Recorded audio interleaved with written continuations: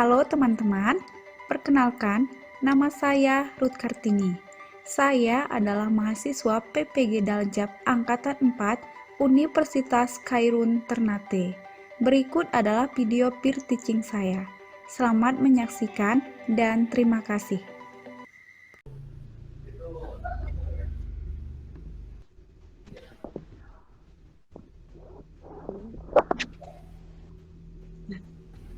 Selamat pagi anak ibu semuanya.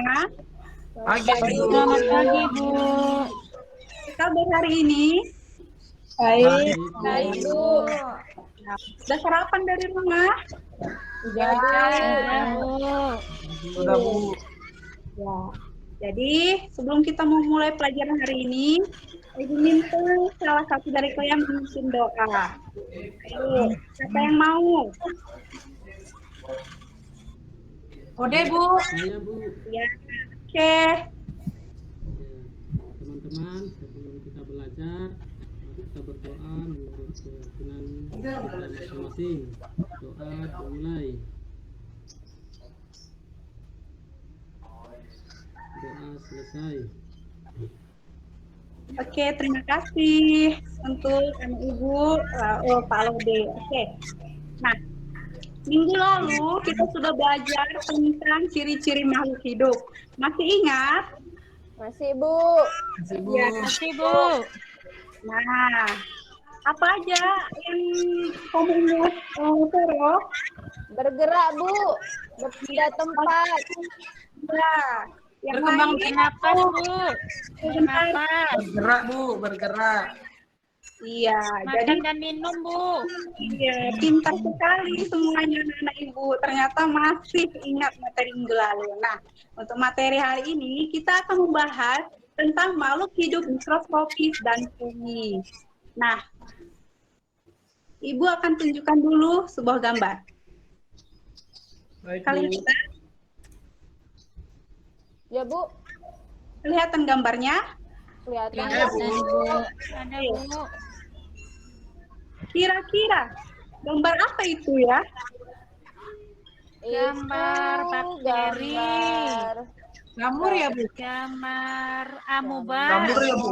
Jamur, Bu? Ya. Ada bakteri, iya, ada jamur, ada Jamur, Bu. amuba. Pintar sekali kalian.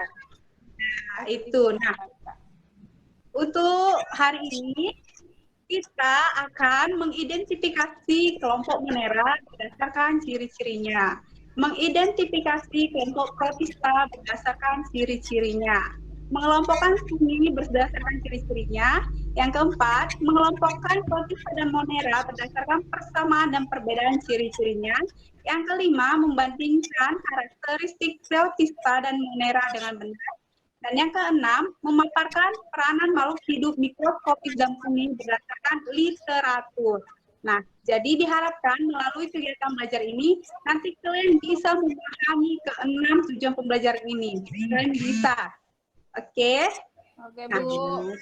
perhatikan gambar berikut. Apa ini, Bu? Apa itu ya? Panu. Anu, Paru-paru ya, Ibu. Gambar, ya. Jantung. Paru-paru. Ada jantung. Paru-paru. Punggung, gambar punggung. iya. Rambutnya putih-putih, Orang. tak mandi dia Belakang, itu, Bu. Bu. Mandi dia ya kan? Iya. Iya, Bu, ada itunya, Bu. Iya, kira-kira itu kenapa itu gambar yang pertama? Gambar yang pertama, yang A ya, Bu ya? Yang A. Oh, itu paru-paru ya, Bu ya? Paru-parunya sehat itu, Bu.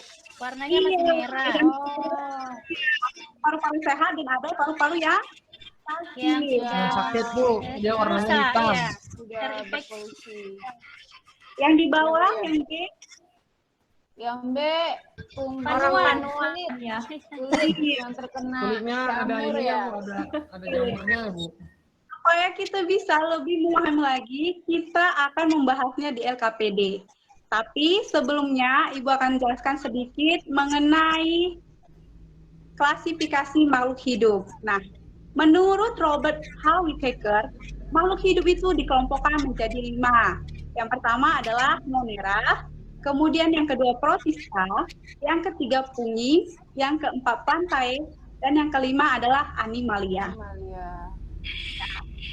Untuk maksud itu dibagi menjadi dua, ada monera dan protista.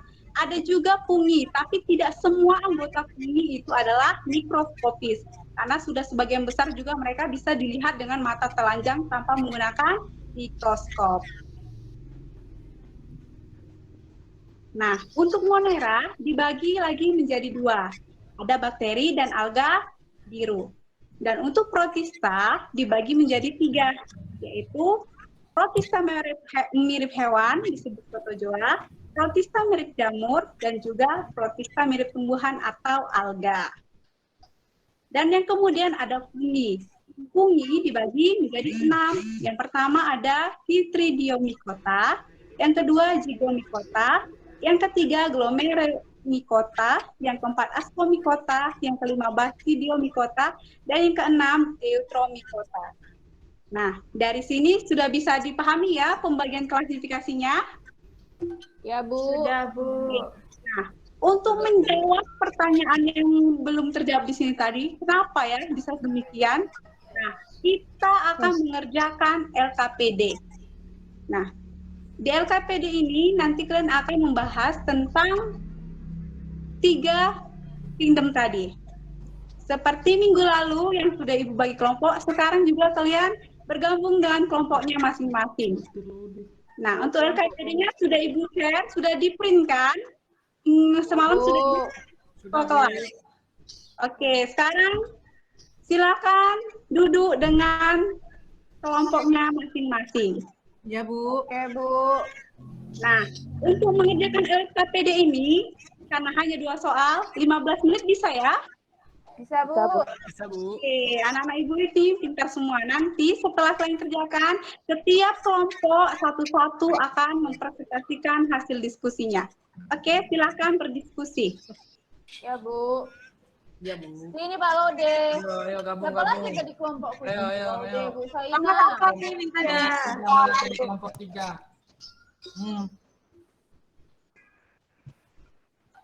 Ibu kenapa si Tri lari-lari? Duduk. Dia tuh kelompok 1, bilangnya kelompok 3, Bu. Nggak bisa baca itu.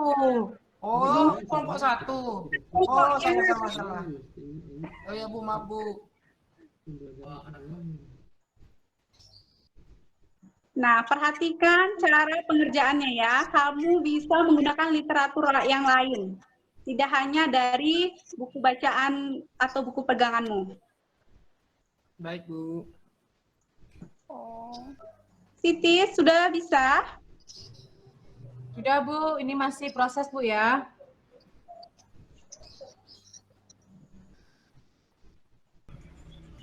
Oke, itu kenapa si Uski diam? Kawannya pada repot. Giginya sakit, Bu. Oh, lagi sakit. Dulu, Bu. Iya, dari Cari tadi. Bu. jawaban. Mikir ngerjakan soalnya. Iya.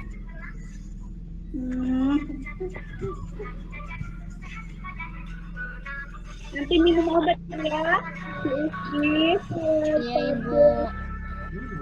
Oke, Vivi. Ada kesulitan, Nak? Iya, Bu. Ini lagi nyari, Bu. Ya. Iya, bentar, Bu. Oke. Oke, sudah selesai. Sudah, Bu. Sudah, semua? Oke. Oke, siapa yang mau mempresentasikan hasil diskusi kelompoknya terlebih dahulu? Saya, Bu. Oke, boleh, silakan. Yang lain boleh pertama ya, menanggapi. Ya, Bu. Ya, yang pertama ya, Bu. Oke. Ya, ini berdasarkan teks. Jawabannya yang pertama, analisis perbedaan mikroorganisme yang menyebabkan penyakit TBC dan mikroorganisme yang membantu dalam pembuatan tempe. Dalam pembuatan mikroorganisme yang menyebabkan TBC adalah Mycobacterium tuberculosis, termasuk dalam kingdom Monera. Sedangkan mikroorganisme yang membantu pembuatan tempe adalah Rhizopus oryzae, termasuk dalam kingdom fungi. Kemudian yang B-nya, makhluk hidup mikroskopis ada yang menguntungkan, ada yang merugikan. Apakah makhluk hidup mikroskopis yang awalnya menguntungkan dapat berubah menjadi merugikan atau sebaliknya? Nah, karena makhluk hidup mikroskopis yang awalnya menguntungkan dapat berubah menjadi merugikan. Contohnya bakteri E. coli yang terdapat di usus manusia akan merugikan jika jumlahnya berlebihan dan akan menyebabkan diare. Kemudian Salmonella typhi, penyebab penyakit tipus yang merugikan, dapat menjadi vaksin tifoid yang menguntungkan. Nah, itu Bu, nomor 1 hasil diskusi kelompok saya, Bu. Iya, bagus sekali kelompok Pipi. Jawabannya benar. Ada lagi pendapat yang lain yang berbeda dengan jawaban kelompok Pipi? Sama Bu, kelompok saya. Oh iya, bagus. Oke. Kemudian untuk yang nomor 2, kelompok siapa yang mau presentasi? Kelompok saya ya Bu. Oke, boleh. Oke, saya akan membacakan hasil diskusi kelompok 1 ya Bu. Yaitu jelaskan perbedaan karakteristik makhluk hidup, mikroskopis dan fungi ke dalam tabel berikut ini. Yaitu ada 3, ada Monera, Protista, dan fungi. Pembedanya yang pertama, berdasarkan tidaknya membran inti Bu. Monera prokaryotik, Protista dan fungi eukariot. Yang kedua, berdasarkan jumlah selnya, kalau Monera itu uniseluler, Protista itu ada uniseluler, ada yang multiseluler. Demikian juga dengan fungi, ada yang uniseluler, ada yang multiseluler. Yang ketiga, berdasarkan cara memperoleh makanan, Monera itu heterotrof, kalau Protista itu ada yang heterotrof, ada yang autotrof, kalau fungi itu heterotrof. Yang keempat, habitat. Kalau Monera itu ada di berbagai tempat, misalnya dirawat, di tumpukan sampah, bahkan ada yang di habitatnya di tempat yang ekstrim, yang tidak dapat dihuni oleh makhluk hidup lain. Kalau Protista itu hampir semuanya ada di lingkungan yang mengandung air. Sedangkan fungi hidupnya di tempat yang lembab. Kemudian Bu, pembeda yang kelima, contoh peranan yang menguntungkan. Kalau Monera ada Lactobacillus bulgaricus, yaitu yang dimanfaatkan untuk membuat yogurt dari bahan dasar susu. Kalau Protista itu ada Ulva lactuca, dapat dikonsumsi sebagai sayuran, atau ada alga merah yang dimanfaatkan untuk bahan kosmetik. Kemudian ada fungi. Kalau fungi itu ada Volvariella volvaceae, yaitu jamur merang yang dapat kita konsumsi. Terus pembeda yang terakhir itu peranannya Bu, peranan yang merugikan. Kalau Monera itu ada Salmonella typhi yang menyebabkan penyakit tipes, ada Mycobacterium tuberculosis penyebab TBC. Kalau Protista itu ada Entamoeba histolytica yang menyebabkan disentri, dan fungi adalah Malassezia furfur yang menyebabkan penyakit panu. Itu Bu hasil diskusi dari kelompok 1 Bu. Terima kasih. Bagus sekali ya, sudah benar. Ada lagi tambahan dari kelompok yang lain? Berarti yang panu-panu tadi itu Bu, yang orang-orang kena panu itu tadi yang di depan itu Bu, itu karena si Malaysia ya Bu ya? Iya benar. Jadi yang menyebabkan panu ini adalah Malaysia furfur. Dari kingdom apa tadi? Pada kingdom Protista ya Bu ya? Fungi. Oh Iya. fungi, salah saya Bu. Jamur itu, Oh iya. Vero. A? Yang A itu terus ya Bu ya? Atau Iya, bakteri? ini Itu ya Bu ya, yang disebabkan oleh itu apa ya? Bu? TBC. TBC ya. Bakterium Iya. Mycobacterium. TBC. Apa tadi nama bakterinya? Mycobacterium tuberculosis. Itu bakteri ya Bu ya? Bakteri itu ya? Ya bakteri. Termasuk di iya, Bu. kingdom apa itu? Di Monera Bu. Pintar sekali, Vero. Terima Nah, kasih Bu. ini ya. Iya Bu. Oke, nah untuk kesimpulan kita hari ini kita sudah membahas tentang makhluk hidup mikroskopis. Nah, makhluk hidup mikroskopis tadi ada 3, ada Monera, Protista, dan sebagian dari fungi. sebagian lagi tidak, karena ini juga sebagian sudah bisa dilihat dengan mata yang telanjang tanpa menggunakan mikroskop. Nah, kemudian ciri-ciri Monera tadi seperti sudah kalian paparkan juga, ada prokaryotik, berupa uniseluler, heterotrop, hidup di berbagai tempat, di tumpukan sampah, dan bahkan di tumpukan yang ekstrim.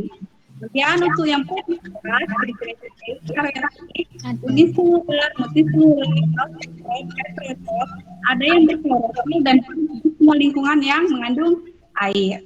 Dan yang keempat itu mengenai fungi. Nah, fungi ini adalah makhluk hidup eukariotik, uniseluler, multiseluler, heterotrop, hidup di tempat yang lembab. Nah, untuk ketiga makhluk hidup mikroskopis ini ada yang memiliki peranan yang menguntungkan dan juga ada yang merugikan. Oke, di sini paham? Paham, Bu. Oke. Nah, untuk menambah pengetahuan kalian lagi, Ibu sudah mengirim link tugas di WA group. Nah, di situ 10 soal pilihan berganda. Jadi, waktunya itu hanya sekitar 15 menit, ya. Jadi, itu kalian kerjakan di rumah saja, karena waktu kita sekarang juga sudah hampir selesai. Jadi, kalian kerjakan di rumah, itu menggunakan aplikasi Tesmos yang sudah Ibu kasih tahu minggu lalu. Tesmos ya, Bu.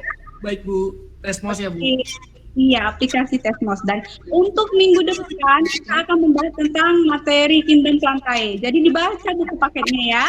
Ya, Bu. Baik Bu. Oke. Dan demikianlah untuk pembelajaran kita hari ini. Sebelum kita menutup pelajaran, kita berdoa lebih dahulu. Silakan Vero pimpin doanya, nah. Ayo teman-teman, mari kita berdoa. Menurut agama dan kepercayaan kita masing-masing, doa dimulai. Doa selesai. Terima kasih, Bu. Terima kasih untuk hari ini. Semuanya kita sudah belajar dengan semangat. Sampai jumpa di pertemuan kita yang berikutnya. Selamat siang. Selamat siang, Bu. Terima kasih Bu.